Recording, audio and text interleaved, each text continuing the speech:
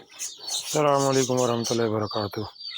अच्छा जी, कल ये जो दाना मैं लेके आया था, जिसके फार्मूले की लिस्ट मैंने शेयर की है, वो सारा हमने ग्राइंडर के ज़रिए से ग्राइंड करके बेहतरीन दाना तैयार कर लिया। ऑर्गेनिक बेहतरीन खुशबू इसके अंदर आ रही है। ये देखें कितना बेहतरीन दाना है, ये साफ़ सुथरा। इसके अंदर सारी चीज़ें मैंने जो लिस्ट के अंदर बताई हैं इसमें ऐड की हैं, और बेहतरीन खुशबू आ रही है इसके अंदर।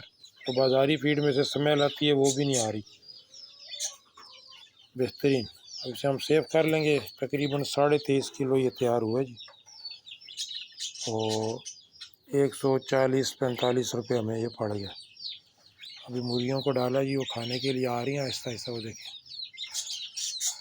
खाना शुरू किया है इन्होंने। ये देखिए